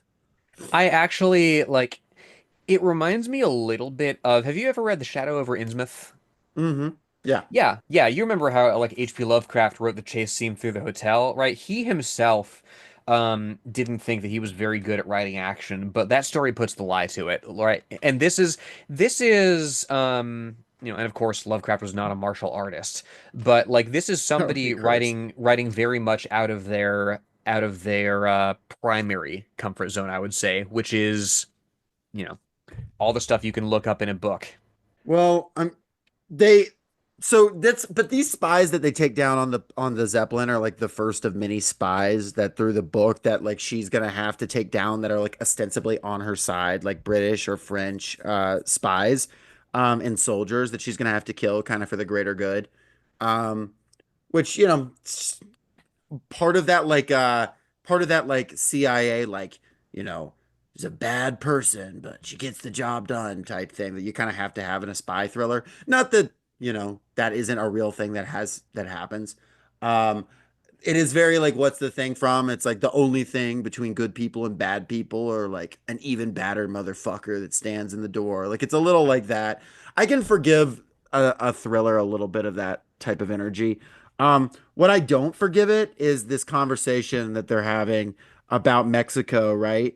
Where you're saying says the Protectorate was no paradise, but it was certainly an improvement on the Porfiriato, and doubly so on the charnel house, the Revolucionarios, gracious, and their mixture of vendetta and theory-schooled grudges and sheer bandit lust for spoils that made whatever parts they controlled. And unlike them, plenipotentiary Henry Cabot Lodge and his people were prepared to let those who didn't want to openly support the intervention regime just keep their heads down and mouths shut when they got to go on with their lives and stay out of politics unmolested. And it goes You know, forward compradors. right. And it goes forward to talk about how the Germans are and says, on the other hand, and the Germans have no conception of how to handle a beaten enemy except to grab them by the throat and squeeze them until their eyes pop out. Witness Belgium or Serbia or what they call Oberost. I suspect that Mexico and Ireland would find it a jump from the frying pan into the fire in a world where Germany did have its place in the sun. And there is some massive levels of projection here. And I know like we've already talked about this a little, but like this is like half the book is this stuff. Yeah. Like, wouldn't it be real fucked up if Germany got to do the stuff the United States did? But it's like the United States, like, what do you mean they like the enemy that you know nothing what to do with a beaten enemy except squeeze until the victim's eyes pop out? You could arguably say like the United States, of course, with like Western Europe and Japan, Germany and stuff following World War II. Okay, they did actually know better than to do that. But like with global South enemies, with the post-Soviet states, with whatever plans they have for China, if the United States was able to defeat, overthrow the current Chinese government, whatever plans they have for Cuba They or won't. It'll be Venezuela. Russo-Japanese War 2.0. Yeah, fucking like what was it like for, the Indonesians? What was it like for the Brazilians under the dictatorships or Chile under the dictatorship or the brief amount of time like Bolivia had a US backed dictatorship just a few years ago before the Bring, people bring, were able to drive it out. It's absurd. Bringing up even Indonesia, I was thinking of that example this entire time, especially Yeah. even before you said it, because it was just talking about like U.S. conquest into former Spanish territories. That's where we get the stories of the like U.S. operatives like killing a guy by punching two holes in his neck and draining all the blood out to try and exploit a like a myth of a vampire among the village people Right. who lived there. And of course, they didn't go, oh my God, that means the vampire is real. They went, oh my God, these Americans are fucking brutal. Yeah. And it's also like notable that like they have Mexico, but also like they're doing some like for no particular reason, because this isn't even to like jack off Teddy Roosevelt, some exoneration of the British here with the Irish. It's like Oh, I was just because looking at that. this whole time Luz is filling in for this Mexican Irish operative with a kind of interesting life story. I'm interested in the story about someone who's an actual Mexican nationalist and Irish nationalist spy. That's a cool concept. Um, but like, and her whole this operative's whole thing was like trying to fight for a free Ireland, and of course that's obviously a thing that was happening very viciously around this time. I uprisings were The very Easter Rising had just yeah. happened, 1916. Exactly. And this is literally basically saying, I mean, this is drawing a connection between like the Easter Rising and like the Central Powers, and then also like furthermore being like, and these people would have been behind a gas attack that kills millions. It's like it's I understand that like he would probably have a more nuanced position if you sat him down and talked to it about it, but it really doesn't feel that way. And it's very frustrating. It's very much like colonized people should understand that they got the good colonizers. If listeners, if y'all have not yet been disabused of the notion that Teddy Roosevelt was epic and based, just open up How to Hide an Empire by Daniel Immerwahr and read all the bits about what the United States did to Puerto Rico and the Philippines and all of the colonies that we chotched from Spain. Like, on the tail end, by the way, of a decades-long struggle for independence from the people who have been colonized there, right? Read about the people that we crucified in the Philippines, right? And then, tell me with a straight face that, yeah, the United States was any more like civilized than any other colonizing power, right? I And mean, this book talks about like making the Philippines, like they're looking into making the Philippines a state. I believe it mentions in this book. well, and that's the thing. That is where Stirling kind of falls down here, because the reason that the Philippines was not made a state is that there were too many Filipinos, right? What Yep. separated the Philippines from Alaska and Hawaii was the prospect of white settlement. Right. And the Philippines didn't have that. There were Yeah. there were going to be too many of them, and they would have like outnumbered like white people in the estimation of the white supremacists at the helm here, right? That's the thing, right? It's not only naked imperialism, it's not only the logic of capitalism, it is also the logic of white supremacy that drove American expansionism, and we're Right. not reckoning with that at all. And later in this book, you have a guy who represents the KKK in Germany, like doing deals with the Germans, right? To try and like start a Southern uprising or whatever. But it's interesting because this KKK guy is like, I sure love hanging out with my friends and my Irish Republican friends and my Mexican nationalist friends. And it's like how dare you? I'm sorry, that's so fucked up. Like it's drawing a connection between like Mexican independence freedom fighters and Irish freedom fighters with Germany, which it's a version of Germany. Like, not that World War One Germany needs to be exaggerated and how brutal they were, but like really leaning into the Nazi stuff that has of course not actually happened yet, but of course plenty of shades of that in World War One Germany. And then like bringing this KKK guy in and being like, these are the forces that are against super progressive Teddy Roosevelt on the other side of the aisle who wants to fight for women's rights and the rights of minorities. And you have this KKK guy giving a spiel of like, you know, It's um, so interesting to I me. hate it. It's so interesting to me that there are explicit racial slurs that certain characters use in this book. Daubigny, the KKK guy, That's his is name. not Yeah. one of them. Is not one Yeah. of them. It puts the slurs, the N-word and all that in the mouth of the German submarine crews. Yeah. And like, you can chalk that up to them like not needing to curry favor with their own people, but like the implication that I see here is that this KKK guy is smart enough to hold his tongue and thus has been driven underground by polite American society, right? In this timeline, maybe. But like it's astonishing to me, right? You have this entire history of American slavery and imperialism and genocide, which explicitly inspires Imperial Germany, even in this timeline, as the Germans say. And yet you still have this stealth KKK guy, right? And like his presence by having to be stealth implies that America is the more progressive country. right? Like Woodrow Wilson showed Birth of a Nation in the White House, right? And even in this timeline where he's not present, D.W. Griffith still made that movie. There is still a powerful lost cause current in the United States we are forced to assume that is actively rewriting the history of the Civil War, and it's not engaged with at all. Well, in this book, it said, well, it engages with it by saying Teddy Roosevelt was quite peeved by this Birth of a Nation film, apparently. Um, Color me skeptical.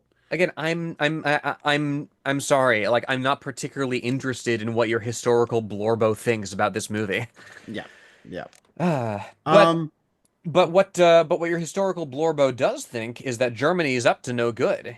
yeah, so basically, like the premise of like what they're trying to stop is in this timeline, there's this thing called Loki's Breath, which is like a secret poison program that is stolen from the first Wonder Woman, the Wonder Woman movie. No, but it's a funny idea. Um, I was at one point, I was like, if Dr. Poison from Wonder Woman shows up, I will forgive everything. Um, Yes, she's hot. that would be awesome. And Luz would like her. But like basically you have this poison that they've developed that's like super duper mustard gas that even if it like gets on your arm, you're gonna die. Like any exposure, even like one droplet, and it like lasts for a super really, really long time. So it's like scorched earth. It's essentially it's like a weapon of mass destruction, like a nuclear type thing, but it's like a chemical. Like it is, we're moving up the timeline on WMDs, and Germany's developed it, and they're basically like America's gonna enter the war. We really are not ready to fight the United States, which is, true. They weren't. So what we're going to do is we're going to do a preemptive attack on all the United States coastal cities, all their big coastal cities. We're going to kill, millions of people. We're going to scare the shit out of everyone. At the same time, we're going to use this weapon against London and Paris or whatever, break our enemies, and that will like put us in position to basically negotiate to become like the power of Europe. And like Germany in this timeline is aware that they're not going to be able to conquer the United States anytime soon, but they do like believe that they can like delay the United States entry into the war, yada yada. So that's like the concept basically. And so she is as this Black Chamber agent trying to get the plans back and stop it. That's kind of the underlying conceit. It's a only a few seconds to midnight here, Yeah. but with chemical weapons. Yeah, and like the mastermind behind it, this scientist von Bülow is Who on doesn't this understand Nietzsche? yeah, it's on this God, we'll get to fucking that. Good God. Yeah, he's on this airship flight as well. And so that's who she ends up protecting as part of her deep cover. She and Horst, and they get to the Netherlands, and then they go across occupied Belgium, and they run into Hitler at one point. Did you catch that? No, I did not. Really? I missed that. Let's see. Let's get there. They do. They make an Oscar Wilde reference because Oscar Wilde is a ghost in the pod. There's also an Oscar Wilde reference in the Draca books. He moves to the domination of the Draca. Okay. Well, Oscar Wilde is welcome as a ghost in the pod. He's like sort of the dueling ghost with Bill Clinton, who is the other ghost in the pod. Well, I mean, if you go back and listen to our Oscar Wilde episode, right, I think he would beat the shit out of Bill Clinton in a straight up fight any day of the week. Hmm. And then he would serve you Bill Clinton's whiskey cabinet. Well, we've been yapping for a while. Ryan, do you want to read this extract where we meet the man himself? Sure, sure. Quick little Avengers style entrance we got going on here. A dozen bayoneted rifles were leveled at them amid glares and curses, old-fashioned rifles, Guerre 88s, in the hands of men in their middle years or mid-teens, gray beards or beardless chins under outdated spiked helmets. Luz carefully raised her hands and was glad she had before the non-com in charge of the Landstrom squad limped up and barked, "I'm so sorry, German listeners. Handhoch Schweinkund." Hands up, pig dogs. The limp, the missing two fingers on his left hand, the three thick scars that ran down the left side of his face, beneath the brimless field cap to the edge of his small black mustache, showed Bum, bum, why a bum. veteran Obergreiter in his 20s with the ribbon of the Iron Cross first class through a tunic button was commanding a bunch of fourth grade reservists on a minor border crossing with a neutral country. It's a long ass sentence, though he had also had a curious accent, more up country village Austrian than German. Aha. Now I realize that was Hitler. I'm gonna be so honest. There were so many times, there are so many times in this book that he does that, where he's like, here's a character I'm gonna like tell you about for 5 minutes that I'm just like, okay, yeah, it's a guy. And I shouldn't do that. I should be doing closer readings. I typically am, but listeners, I But failed the again, assignment today. I but really again, did. like this is where this is a common, I think, flaw in it really does violence to your alternate history setting if you're having somebody in your setting that did something in our timeline and you see shades of it in this one, right? Because like the point of it is that this is a different timeline with different historical forces that shape people differently. Because the way this paragraph ends, the way he held his Luger and the flat, expressionless look in his blue eyes like glass marbles told Luz that 3 more deaths would be nothing to this man, less than the bother of telling his men to bury the bodies or filling out a report. This is already the guy who would do the Holocaust. And the thing of it is, like, Hitler is a recurring character in this series too. Like he falls in with this he's a border guard here right now. But he does fall in with this like strike force led by Ernst Röhm, and like the whole bit is just like, oh, he's the weird guy who won't shut up about Jews. Uh, Yeah, the whole thing is full. I don't know. I know he's playing in his setting. It's just it's hard to know how seriously he's taking everything here. Well, and that's the thing. That's what I think, puts the lie to the idea that like SM Stirling has an explicitly political purpose in this, right? This is to me, this reads like somebody who thinks it's very amusing to reduce this titanic evil figure in history um, to a border guard and a bigoted hanger-on, right? Right. Well, I think, yeah, no, I mean, I think this is for him a very like elaborate alternate history for him post in a lot of ways, right? That he's able to get paid for and read. And to some extent, like, okay, you got your hobbies, but it's just very frustrating to me. And the level of, and it reads very much like internet writing, the level of when like history oriented internet writing, this like over explaining of every detail. Like, we're not living in the setting. You're like kind of doing little pirouettes on like what kind of history, you know. Um, I mean, later I'll read some of his. I'm gonna read some of his from the shootout just to like kind of give him his flowers a little bit because he does have some competencies here. It Oh doesn't yeah. all read like that. You've got this moment where they're running. Let's see, Horst. So yeah, they're overlooking some people they're about to attack. Horst took a grenade in his right hand, pulled the pin, and dodged forward, moving in smooth darts from tree to tree with the shotgun held at the balance in his left. Luz edged back up to just below the fork in the tree, making herself breathe deeply and slowly. The Japanese combat instructors Uncle Teddy had imported for the Black Chamber emphasized the benefits of that, and it did help. I'm getting very tired of this, occurred to her. Then she suppressed it. Millions of soldiers all over the world are probably a lot more tired of it than you, and they were doing it knee deep in mud saturated with bits of corpse, trying to breathe in the claustrophobic closeness of a gas mask, and watching obscenely fat rats run by, not dining in the Hotel Victoria or taking first class trains. A moment of waiting, controlling her breath, not looking at anything in particular, then a loud but muffled bump. Lou surged back up the fork on the tree, up to the fork and the trunk of the beech tree, and leveled the rifle. The northernmost car had been thrown out a little to the side, and there was a trickle of smoke. The grenade must have gone off right under the body. The driver was out, but staggering with his hands to his head. She ignored him for now. The kneeling rifleman had gone prone and his weapon leveled, waiting for Horst to expose himself to throw again. Fortunately, she was 20 feet up, which gave her an excellent field of fire. Crack! Crack! And it goes back and forth. Like, it does work. Like, you have this scene where it does like work like the way her brain is kind of moving around.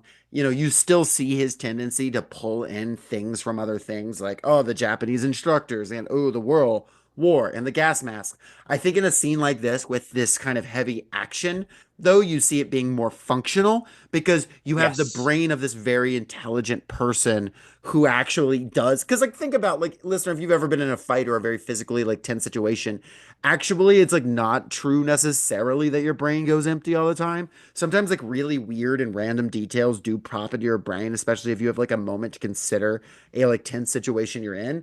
So I think it actually does that fairly competently. Um, I just wish that like, that the way it like strings details here, even if it is like him doing his thing, I wish it strung the details a little more fluidly and a little more naturally like this more often in the book. Like, okay, you've got her thinking about the trenches of the war. You've got her thinking about her training in the Black Chamber, but it's like tied to the scene rather than the like she sat down. This made her think of the Equal Rights Amendment, God. which like is what a lot of the book feels like to me.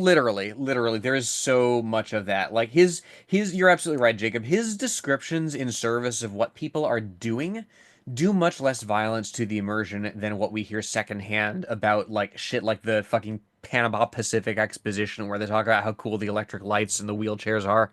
Sure, Like and like I don't think that like this is still like wordier than I would like my like combat scenes to be, but I can understand what he's doing and appreciate it. I just wanted to like put that out there, I guess, because yeah. I don't want to just be coming at this as a complete hater. I can tell this guy's got sauce. It's just I don't like how this came together. Um, but yeah, at this point we're in Germany and we meet our other character that's kind of important and also has pretty toes. Here, Canonically, it's canon. I didn't say it, Lose did. shall I go ahead and read that extract? I have it highlighted Well, here. you could maybe say who she is first. Yeah, I don't want to objectify her, do we? Kira Whalen, who is just a few years Luz's junior. She is in the Irish Republican Brotherhood, which is an American an Irish independence group based in America. And she happens to have fallen in with the Germans who are rendering this splinter group material support. And I'm speaking as SM Stirling here, imagining they may have been based in America, but these Irish Brotherhood fellas, they weren't based at all. That's his perspective on them because they like to work with proto Nazis and do That Hiroshima on New York City. That is one thing that Stirling gets right, is that like the idea, the desire for Lebensraum and like the crafting of the Dolchstoß, right? The stab in the back myth, um, predated the Nazis, right? There was always Sure. this shit bubbling in the German ruling class, like at this time, and the I mean, Nazis just gave it shape. I'd argue that's just gonna happen when you're an imperialist power that doesn't have that many colonies. Oh You yeah, know, no, I think absolutely.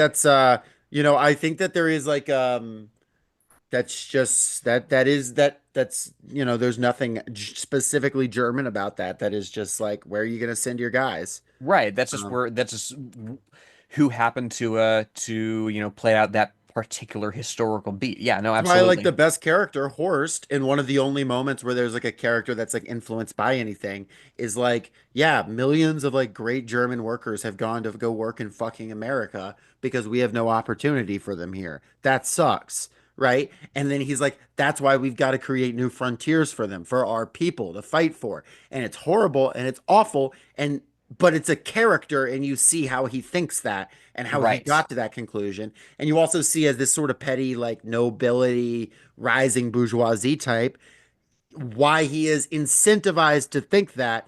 And he also, so like, why, like, his class status and his sort of moral code, how they fuse to be this way. That's why, Right. like, that's an interesting character to me in a way that, like, Luz isn't. Right. And there's enough of that even among the pretty wretched bits where he's with the German general staff talking about the proceedings of the war Yeah.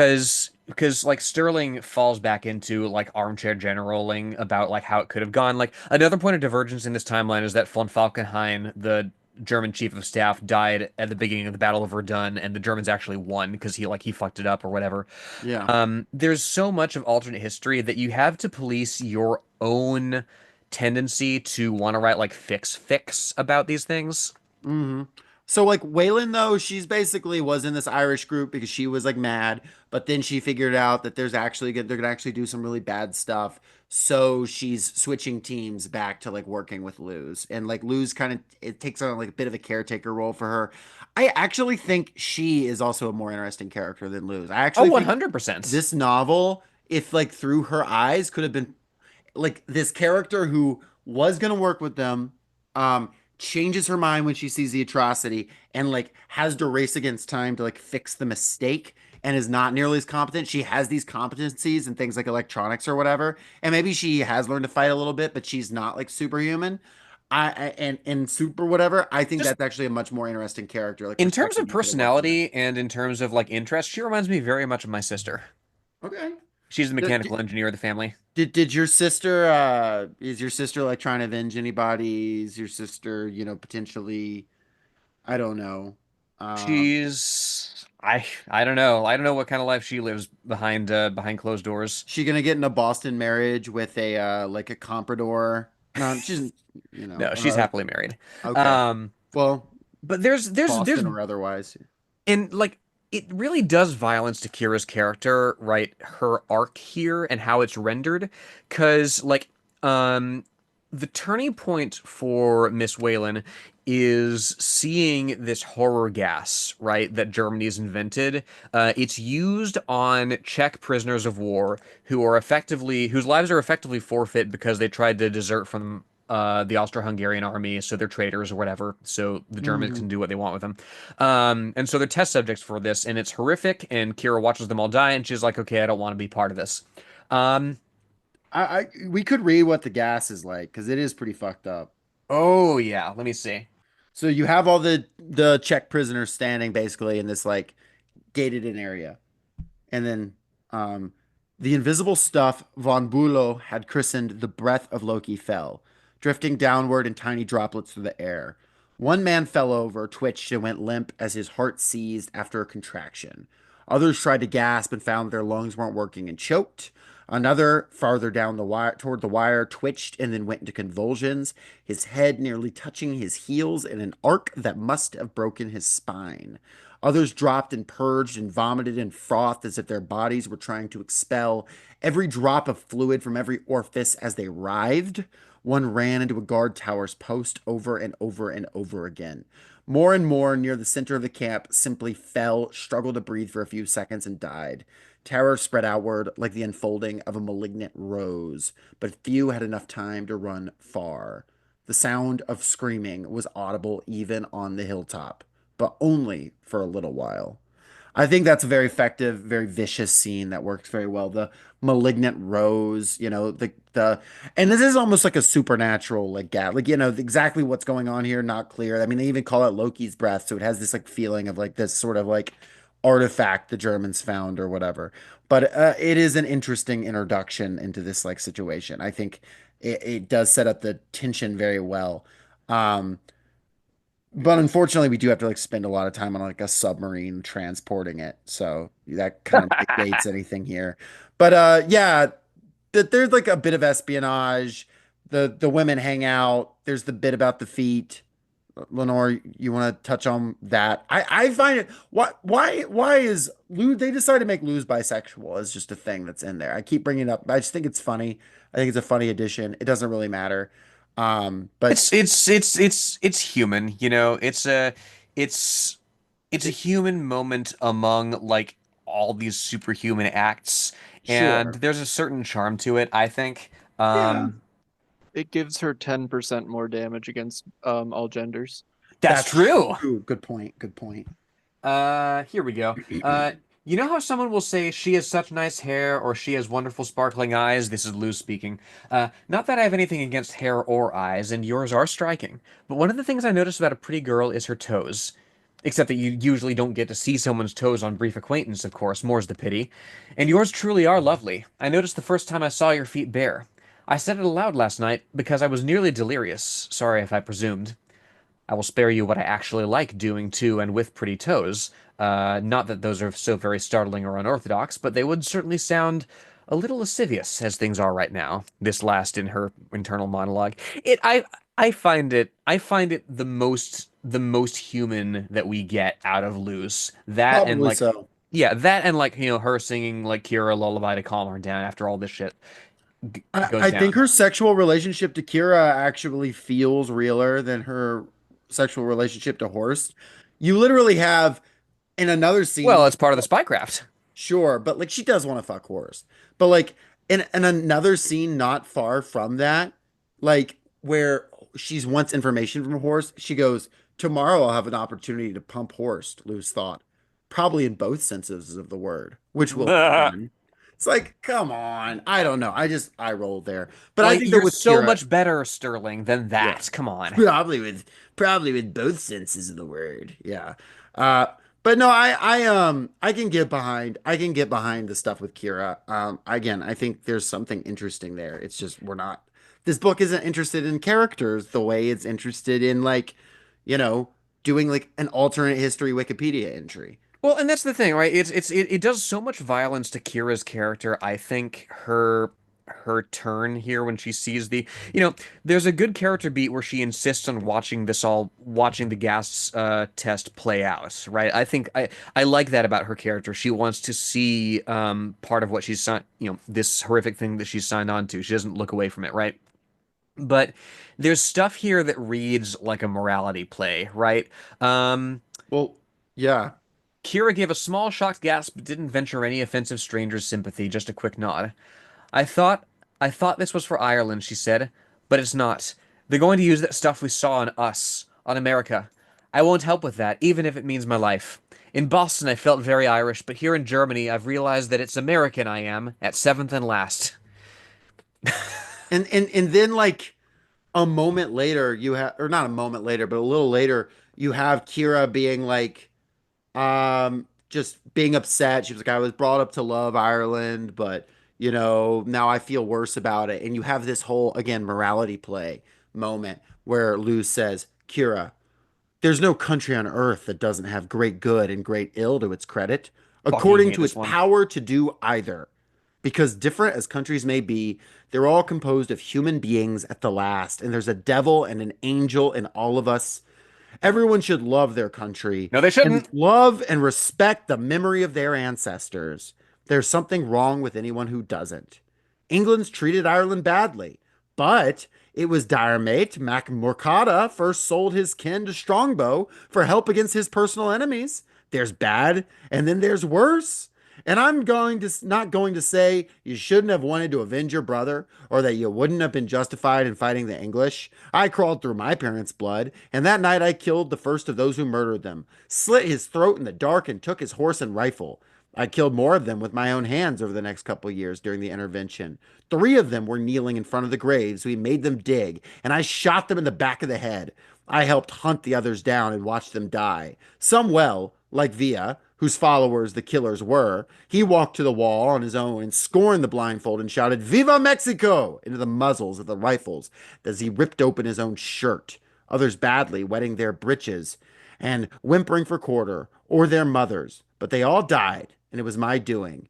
So I'm not going to judge you. Not me, of all the people of Earth. And I find it just to be very frustrating because it's like, first of all, whether or not Luz is going to judge you, the author is clearly doing a delineation between Luz's thing and her thing, right? Because her thing is like good and cool that she killed Pancho Villa, and uh, and the other thing is like, oh, you just wanted to do a mass murder for no reason. Well, and like the bit about like no country on earth that doesn't have great good and great ill to its credit, like and the shit To that its she gets into. capacity to do of power too. This is just like, oh, like African like sovereigns like sold slaves to the Europeans, right? Yes, literally. Yeah, no, it's literally that sort of reasoning, right? There was in fact an industrial aspect that Europeans and that capitalists led to the institution of slavery that mushroomed it much far beyond what it you know what being a slave society used to mean. Right. It's like Native Americans used to fight wars, so whole scale genocide of all people living on the continent,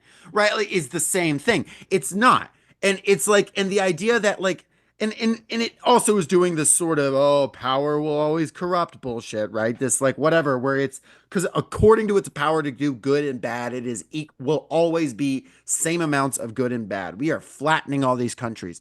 But at the same time, simultaneously, not unless you have God King Teddy Roosevelt at the helm, in which case he won't. He'll do a little bit of bad so you can pretend like you had like this nice narrative or whatever that was nuanced. But for the most part, it's just good. And you're overlooking it. And the bad things in the country are just the bad people who are trying to fuck it up. And you have this good power that we almost had. And it's very frustrating to me. I don't like it, and I don't and it's very self-congratulatory, and it's just the kind of thing like liberals can use to like pat themselves on the back and be like, at the end of the day, we're good and we're bad, but we're America and we make it happen. And it's just, fuck out of here. I'm And not there. and what does Luz say before this, right? The reason I mentioned Wells, well, my father and mother read The War of the Worlds with me when I was ill back when I was 14, a bout of malaria, and something my father said then struck hard and stayed with me. That if the wilder sort of Irish Brotherhood type had been around in the book, they'd have made common cause with the Martians in an instant. If only they promised to eat the English first and them last of all. This Fuck is not altogether. off. Yeah, again, the U.S. working class has the same sort of arrangement with the third Roosevelt administration, right? The Philippines has still been conquered. Puerto Rico has still been conquered. There are eugenicists in office. Theodore Roosevelt himself is one, right? Hmm. Who knows? I mean, in our timeline, with American imperialism like as it was and the white supremacy threaded through all that, you saw the mass sterilization of Puerto Rican women which gave rise to like modern birth control. Not that birth control is bad, but like it came out of mass racialized brutality because that's the nature of this country. Yeah. And that's the thing. It's a very paternalistic application of Wells here. It's a very paternalistic reading of historical events, and it's deployed exclusively against the Irish, against people fighting in service of marginalized and colonized people. No, And it's it draws a connection between them and the KKK because they're both people who are resentful that their cause was defeated. And because, according to your power to do something, you're equally good and equally bad. The fact that you were defeated and you're mad about it is the same thing, no matter what you were defeated and why you're mad about that fact. Real quick, because this is sounding a little all too on the nose. D- like like as you were saying earlier, he's literally doing the fucking apologetics like, well, who were selling the slaves that were getting bought? But for the Irish. And I'm just thinking about that thing we talked about at the top where he was like, oh, I was baited into something Islamophobic. No, like this is clearly stuff that he believes. Do you think he has do you think either A, this guy is just like 1920s like racist towards the Irish, or B, do you think he chose the Irish because he could more easily escape a condemnation of racism that he would get if he was talking about like almost any other people? There is that aspect to it, I think. I also think it's just the tendency to have a reading of alternate history that tends to that tends to be monolithic, right? That tends to unite all the strains of these struggles that are going on at the same time.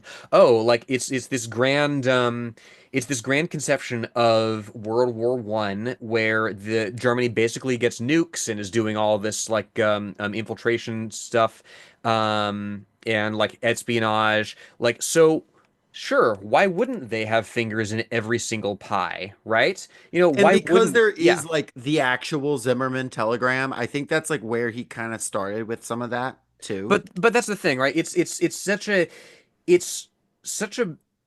there's so many things in here that read like um somebody much earlier in their alternate history writing career, right? Everything happens at the same time. Mhm. Everything happens with the same culprits and the same sources, And right? like when it happens, you even have later on Teddy Roosevelt saying, "This is a day that will live in infamy." I fucking hate that shit. I despise that shit, right? And it's, I'm guilty of this shit myself. I the my job used to be writing for a World War II themed gotcha game, right? I've made mistakes like this. I've made I've made mistakes like, there's a bit in the text where Luz is like, wow, someday like you'll be able to listen to all the orchestras and songs you want to on demand. And it's like, okay, like you're getting your progressive minded character to invent Zunes like decades in Mhm. the future, right? Like you're just stumbling into this and winking at the audience, and it does violence to immersion in the era that you claim to be so interested in because you're still in love with the one you're writing in now. I also think there's an element of this too, that when you're doing this and you're playing Armchair General, you're playing sort of a game of Civ here. You have to play with big powers. You have to select one of the big powers and steer them in a specific direction. And these little groups, these little factions are all of a sudden they're kind of superfluous to the story. So they gotta be grouped under one of these. It's cleaner. It's that, and I also like just from reading some of his stuff about his own personal politics, think he's that again, I don't know this for sure, but I think he's that type of liberal who is like, well, the Irish got a whole lot more from the Good Friday Agreement when they went and they sat down with the British, ignoring that kind of like thing. Like, we sit down and we hash it out and we met like this kind of thing that ignores that class struggle, like and whatnot, forces these things to occur in the first place. I think that there is like an element of that as well. Like, these people want to break the rules of the system and rush to the front type beat. Um, And yeah. and what he leaves out, of course, is that the people who have established the rules-based international order, so called, did just that and won. Yes. Yes. Um, anyway, we zip to the end. Um, we the last like quarter of the book or so is basically them like they're like on the submarine headed to drop off these chemicals, and basically Luz has sent in a letter in code that's like, yo, there's gonna be an attack, and they're basically getting ready to like hijack this shit and like stop this like chemical attack that's gonna hit a bunch of cities at the exact same time. um you have her, doing some this and that, like turning. There's a kind of bit where she turns Horse against the KKK guy by like suggesting he might be gay, and Horse, doing his best to save this book, says, "Well, he's useful for the fatherland, arse bandit or not." And so, Horst, you're doing your best to save this book, with quotes like that. Arse bandit, love it. Um, I have a friend who's Austrian, and I sent him that little extract where like Luz drops like a little bit of like Swabian on Horst, and he's like, "Oh, you sound like the missing link between Austrians and human beings." yeah. And my buddy got a kick out of that. Um, Yeah, and then at this end, yeah, you randomly like have Hoover. Hoover rolls up. J. Edgar Hoover. Yeah, Lenore, I'm gonna be so honest. These last like few chapters I went through really quickly. So if you want to talk a little more about what happens here, feel free. I mean, Action stuff. it's just so self-indulgent because the very last thing that happens, of course, like there's they get back to Boston Harbor, and they're meeting up with the Irish Republican contacts. Um and the big firefight breaks out. Horst gets like hit in the face but not killed, crucially. He'll Mm. be back later. And Luz and Kira escape. Luz has one of the strongest passages in the book is when Luz is crawling over the rooftop of the castle where they're all based in Germany to get the secret information that'll blow the lid off the whole operation, right? So Luz has got that. She and Kira are going to the like Black Chamber station in Boston to deliver this shit, right? And what happens after? What happens after is that they meet the coolest, most based guy in the world, the president, because Luz has a direct line to Theodore Roosevelt himself. She gets to dunk on J. Edgar Hoover with her connections, and threatens him with a knife. Like, look, I'm at the end of my rope here. I've gone through hell. Just put me through to the president, who is also like my cool uncle. Like, J. Edgar Hoover resigned. Yeah, it's that type of like fake story where it's like, yeah, yeah. It's that type of vibe. Everyone is clapping here. Everyone is Yeah. clapping for her. And then everyone clapped. That is essentially the vibe. Teddy Yes. Roosevelt especially, and he wishes he could give her a million awards, but because she's a secret agent, they can only give her a lot of money. Hmm. Hmm.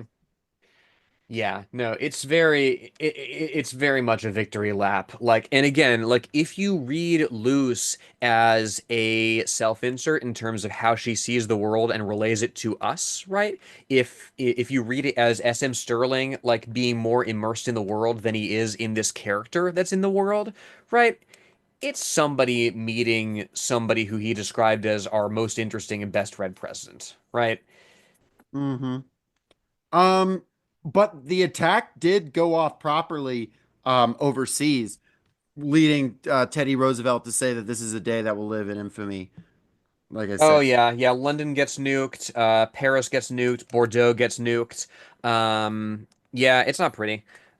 I think what is it that they call the day? They call it like the Doom or something like that. the horror gas is what they call the weapon. Horror Um, gas. That's terrible. I'm sorry. Horror yeah, gas. yeah. It's quite silly. But yeah, they Um, killed more people in a single day than Americans lost in the entire Civil War, it said, possibly more. So yeah, so like Europe is fucked. So presumably like these next two books are like America having to fight World War I by themselves. Is that what we're working with here? Essentially, yeah. America, I believe, moves into Canada and annexes that too, because Britain, of course, doesn't have the capacity to govern that. I So, see. like, you have a whole continent-spanning empire, even more to an even greater extent than in our timeline. Um, And is the horror gas just like they're shooting it back and forth, or we got a sort of mutually assured destruction Oh situation? yeah, no, we figure it out. We figure it out. That's what the second book is about. There's shades of it. There's new shit that they're mounting on German ships, and it's Project Heimdall, right? It's this super advanced radar that they can see everything with. And so that's what the second book is about sabotaging. There's also some shit that he says about like the French like fleeing to Algeria en masse that's real interesting that we might have to return to in a later episode.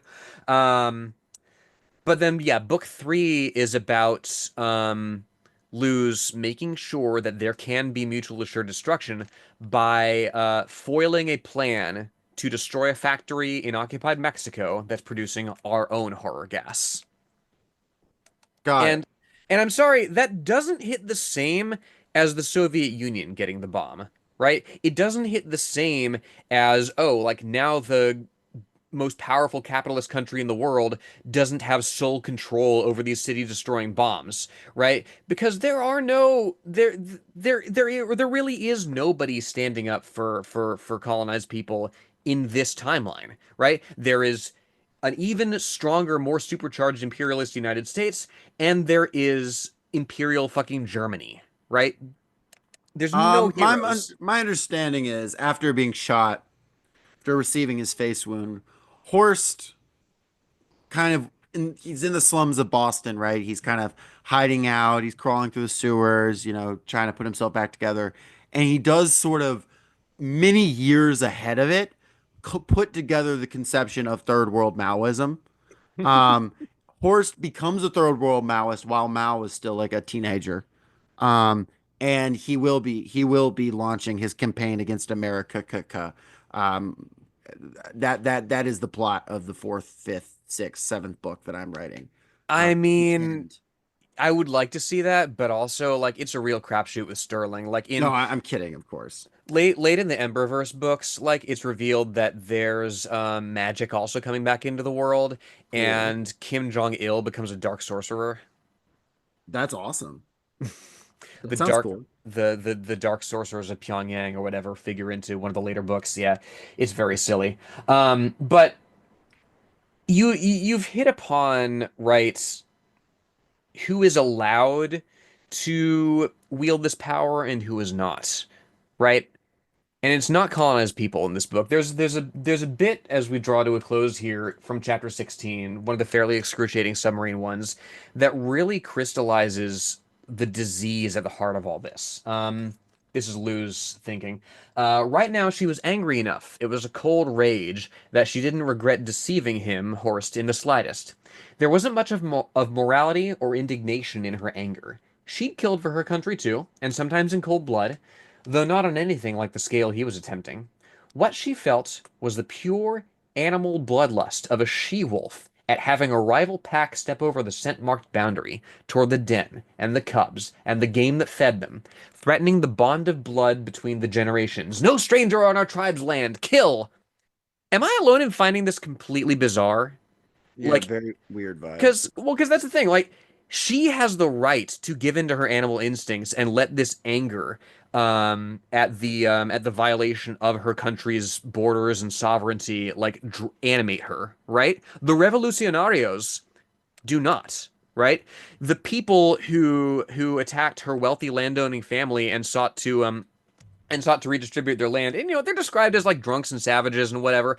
You know, there's no I'm not saying that one side or another in any conflict is angels, whatever, but surely Luz understands that she's not the only one who has the right to feel this way, right?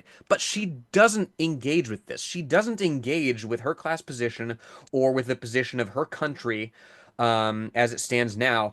And why they might be engendering, why its activity might be engendering this in other people. Before I take that a step further, does it relate that any at all to the Nazis? Oh no, no, all the Nazi stuff, and Sterling does point out that yeah, they were inspired by American colonialism, but he doesn't unpack that further. He's just like, "Oh, America is master of a continent, Germany must also be master of a continent." And that's it. Like nothing about how this might influence American attitudes. Especially just because like that entire description is just like the liberal narrative understanding of like the rise of the Nazis, that like purely emotional reaction that this character is having. And I'm really disappointed it doesn't at least try and like even nominally like link back to that and maybe have some self-reflection. That's even a little disappointing for this book. Well, and that's the thing, right? It's from that's why I mean Jacob, as you said, I'm much more interested in a Kira. I'm much more interested, repellent as he is, in a Horst, right? I'm not interested in somebody whose greatest ambition is to make the world safe for a more charitable, clearer-headed ruling class. Because like as current events should make abundantly clear, that more charitable, clear-headed ruling class does not exist. Not in this country. Not in any No, capitalist country. and certainly wasn't Teddy Roosevelt. No, Like, no, it wasn't. Which what is was he doing why on San Juan Hill? Right? Like, it's in the first exactly. page. What was he up to? And at the tail end of an anti-colonial struggle, right? The United States comes in and picks up the pieces and declares fucking victory. What were Like the Rough Riders? Like, what was their deal? What was, what Teddy went out west and fought in bars. What was he doing out west? Right? Like, what? It's it's absurd. I do have something though. I've reassessed my thought process on what happens to Horst. That's actually, I take back. Horst does not become a third world Maoist. When Horst gets hit in the head, it damages his brain significantly. Um, However, there is someone who is willing to, in Germany at the time, who is willing to be sort of have a brain transplant into him and pilot him like a mech. Rosa Luxemburg, after dying in this timeline, survives and is piloting Horst in future books. What are we thinking of that? why ever not? I think that's a good idea. I think I'm gonna write the book where Rosa Luxemburg pilots Horst. I think it's a good idea. I'll get back to you, Yeah, listeners. put it on the Hopefully I don't, shelf. yeah, hopefully I don't get banned from alternatehistory.com. Well, you know what? You'll get banned for a much better reason than SM Sterling got banned. That's for fucking They'll, sure. they'll just be like, why is he a man? I don't know. This is half baked. I'm tired. Or no, I mean Sterling got banned for a good reason. You'll be banned for a cooler reason. Cooler reason, yes. Um, Rosa Luxemburg piloting a mech is, I'm gonna have to do something with that, be it Horst or not. Um, just quoting, just yelling socialism or barbarism, but he can run really far. Maybe we Well, can we can email Benjamin Shudranka. She does mechs like really well. Maybe we can make something happen. something can happen. Well, that's all I've got to say about this book. I did not enjoy this. I did not have fun, but I did enjoy recording this podcast with you as always, and I do think this was worth talking about. Alternate history, is this our first alternate history we've done? I I don't believe count Battle so. Royale. I don't count Battle Royale. That's Yeah, not. no, we don't count Battle Royale. I don't count American War because that's speculative. Yeah, that's different. Yeah.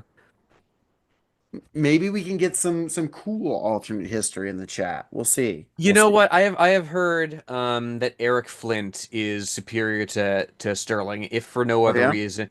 I mean, if for no other reason than, Trot though he was a Union man, and he had a much, as I understand it, and my father can correct me on this because he's read the 1632 books and I have not.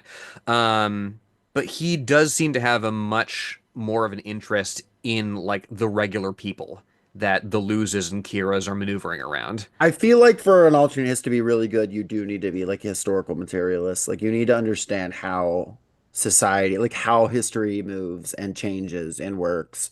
For me to like take it seriously, like the narrative of like, oh, this could have happened. I'm not that you can't tell a story in an implausible world well. I don't think this book told a story very well, but I think you can. Um, but yeah, more alternate history from historical materialists. That's what I want to hear. Uh, Yeah, I mean it's the president is missing problem, right? It's very hard to humanize somebody who is already like got every advantage in the world. It's like my idea. I had kind of an alternate history in college that I completely didn't pursue, but it was batshit. But it was a funny idea where the Cuban Missile Crisis awoke an eldritch horror and then the Soviet Union and the United States get in an eldritch horror race where they're like allying with various eldritch horrors, and you have scenes of Khrushchev like basically like sitting down at the table with like Cthulhu trying to win him over to their cause and explain why he should back the Soviet Union and not the United States. There And is not a lot to actually it, but I remember just thinking it was hilarious. Khrushchev looking directly at Cthulhu and feeling nothing. Yeah, as long as he's just like eating some corn while he does it, he feels fine. Famously, Khrushchev, big corn fan. Yuri Gagarin in space going, I see no Yog-Sothoth here. Okay, here's we connect that to the Ballad of Black Tom, right? And then he sides. Then all of a sudden we've got Tom from that book siding with them. I don't know. Something can be done. We need heroes. And it's maybe it's not materialist of me to say, but like it's you don't read this and come away thinking, okay, like the cool people are in the driver's seat, right? Mhm. Because like it comes down to what you define as cool, right? When you have vibes-based analysis like Sterling does here, that's all it is. And I'm sorry, Luz is not cool. You know who is cool? Octavia Butler. That's true. And do you know what we're doing next week, Lenore? Parable of the Talents, is that right? Parable of the Talents, allegedly. I do believe. This will be our third Butler episode, our second finishing out the duology. Parable of the Sower was our second ever episode, and this will be returning to that. We promised we would, and we finally are. What, like 2 years later? So that's pretty exciting. Um, so come back next week for me to talk about a book that I like. In order to understand this parable of talents, you must return to ancient Egypt in the 4000s. Now, the first Hey, get out of here. the Get out of here, Putin. Hey, Putin, shoot. that's not even correct. The parable of the talent has nothing to do with ancient Egypt in the 4000s. Jesus tells the parable of the talent He'll in the get to the zeros. point. Putin, you should have learned that when you unlocked the oldest vault. The It's a oldest shit. vault that revealed. God, I forgot about the oldest vaults. Listeners, one of the most irksome things in the whole alternate history sphere, to me, is the idea of Tartaria, right? Have y'all heard of this? No. Mm-mm. There are people who believe that once upon a time in Central Asia, there was this enormous, like, continent-spanning empire called Tartaria, and their whole understanding of it comes from a misreading of maps from hundreds of years ago, where, like, you might see on the map, oh, like, country of Tartaria, right? Back when country just meant, like, region, right? And these people are like, oh, country, as in like our modern conception of the nation state. That must be what it is. And there must be some grand conspiracy to hide all. And then, of course, you get into the weird ultranationalists. Like, there are ultranationalist Russians, like Gary Kasparov, for example, who believes this shit. There are ultranationalist Turks who also believe that, like, they're the inheritors to this grand legacy. And it's like, just like with the myth of Taft getting stuck in the fucking tub, right? There's so much nonsense that you can trip over and get sent on a deep dive from, and you never would have tripped over it if you just slowed down and looked at it a little harder. From a historical materialist perspective, from our perspective, of course, here on the socialist shelf. All I'm saying is, And from the stick perspective around. of me, who've come to the conclusion that Horst could, in fact, be turned into a mech. Thank you, everybody. And you have a wonderful day, evening, morning, wherever, whenever you're listening. Thank you for listening to The Socialist Shelf. Always a pleasure.